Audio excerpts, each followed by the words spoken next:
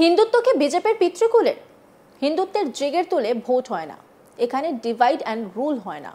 এটা শ্রী চৈতন্যের জায়গা, যেখানে প্রেমকে বিতরণ করি আমরা, বিদ্বেষকে নয়। পবিত্র ঈদের নমাজ পড়ে সাংবাদিকদের প্রশ্নের উত্তরে এই মন্তব্য করেন রাজ্যের মন্ত্রী তথা কলকাতার মেয়র ফিরহাদ হাকিম। শনিবার 7 জুন ফিরহাদ বলেন, আমরা সব ধর্ম সমন্বয়ে বিশ্বাস করি।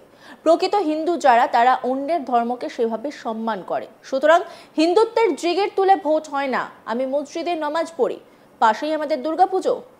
এটাই আমাদের সর্বধর্ম সমন্বয়ের হিন্দুস্থান, এটাই হচ্ছে বাংলা। এখানে ডিভাইড অ্যান্ড রুল হয় না। এটা শ্রী চৈতন্যের জায়গা, যেখানে সবাই মিলে প্রেমকে বিতরণ করি, বিদ্বেষকে নয়। ফিরহাদ হাকিম তিনি ঠিক কি বলেছেন শোনাবো আপনাদের। বিজেপির পিতৃকুলের আমাদের সব ধর্মের সমন্বয়ে আমরা বিশ্বাস করি।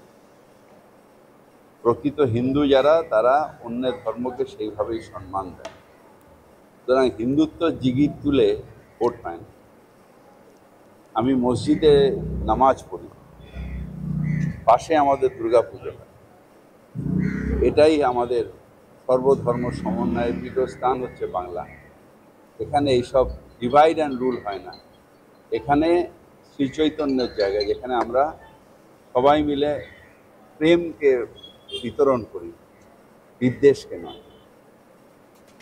প্রধানমন্ত্রী ও কেন্দ্রীয় স্বরাষ্ট্রমন্ত্রী ফের বঙ্গ সফরে আসছেন, তাহলে কি টার্গেট 2026? এ নিয়ে এদিন ফিরহাদ বলেন, টার্গেট হলেও কিছু যায় আসে না। আপকি বার 200 পার হয়ে গিয়েছিল, পগার পার। এবার আবার চেষ্টা হয়তো উনি করবেন, কিন্তু লাভ কিছু হবে না। বাংলার মানুষ মমতা ব্যানার্জির সঙ্গে ছিল, আছেন, থাকবেন। অপারেশন সিন্দুর নিয়ে বিজেপির প্রচার, বলে না গায়ে মানে না আপনি মোড়ল। ভারতবর্ষের সেনাবাহিনী তারা তাদের জীবন দিয়ে, তাদের সামর্থ্য দিয়ে পাকিস্তানকে যোগ্য জবাব দিয়েছে। এখানে প্রধানমন্ত্রীর কোনো বড় কিছু নেই, বরং একটা বড় দেশের ভয়ে সেনাবাহিনীকে আটকে দিয়েছে কাপুরুষের মতো। এটা অন্যায়। ভারতের সম্মান রক্ষা করেছে আমাদের সেনাবাহিনী, তাদের আজকের দিনে আমরা স্যালিউট জানাই। ফিরহাদ হাকিম তিনি কি বলছেন শোনাব আপনাদের। আবার 20 তারিখে 20 জন প্রধানমন্ত্রী আসার কথা, ঘন ঘন প্রধানমন্ত্রী অমিত শাহ আসা 26 টার্গেট হলেও কি যায় আসে না। আপকি বার 200 পার হয়ে গেছিল, পকার পার 2021-এ। এবার আবার চেষ্টা উনি হয়তো করবেন, কিন্তু লাভ কিছু হবে না। বাংলার মানুষ মমতা ব্যানার্জির সাথে ছিল, আছে, থাকবে। প্রচারে অপারেশন সিন্দুরকে তুলে ধরছে বারবার। বলে না গায়ে মানে না আপনি মোড়ল। ভারতবর্ষের সেনাবাহিনী তারা তাদের জীবন দিয়ে, তাদের সামর্থ্য দিয়ে পাকিস্তানকে যোগ্য জবাব দিয়েছে। এখানে প্রধানমন্ত্রীর কোনো বড় কিছু নেই, বরং একটা বড় দেশের ভয়ে সেনাবাহিনীকে আটকে দিয়েছে কাপুরুষের মতো। এটা অন্যায়। ভারতের সম্মান রক্ষা করেছে আমাদের ভারতের সেনাবাহিনী, তাদের আজকের দিনে আমরা স্যালুট জানাই। ভারতের মহিলাদের পোশাক পরা নিয়ে বিজেপি নেতা কৈলাস বিজয়বর্গীয় বিতর্কিত মন্তব্য করেছেন প্রকাশ্য সভায়। এ নিয়ে প্রশ্ন করা হলে ফিরহাদ হাকিম জানান, আসলে বিজেপি পার্টিটাই হচ্ছে মহিলা বিদ্বেষী। স্বাধীনতা, নারী স্বাধীনতা মানে না আজকে তুমি এটা পরো না, ওই কাপড়টা পরো না, এই খেও না, ওই খেও না। এটা ভারতবর্ষ নয়। ভারতবর্ষের মানুষ দেখেন, এটা নিয়ে কোনো ডিক্টেটরশিপ ভারতের মানুষ তো শুনবে না, মহিলারাও শুনবে না।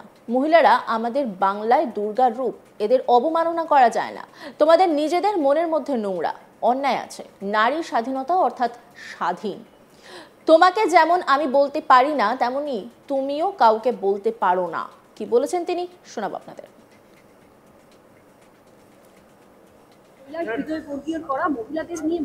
এটা কালকে আমি বলেছি, আসলে বিজেপি পার্টিটাই হচ্ছে মহিলা বিদ্বেষী। স্বাধীনতা, নারী স্বাধীনতা মানে না আজকে তুমি এই পড়ো না, কালকে ওই পড়ো না, ওই খেও না। এটা ভারতবর্ষের নয়। স্বাধীন ভারতবর্ষের প্রত্যেকটা মানুষ স্বাধীন, তারা যা ইচ্ছে পড়বে, যা ইচ্ছে খাবে। নিজের রুচিতে খাবে, নিজের রুচিতে পড়বে। এটা নিয়ে কোনো বিজেপি নেতার ডিক্টেট ভারতবর্ষের মানুষ শুনবে না, মহিলারা তো শুনবেই না। মহিলা মায়ের রূপ, মহিলা আমাদের বাংলায় দুর্গার রূপ, তাকে অবমাননা করা যায় না।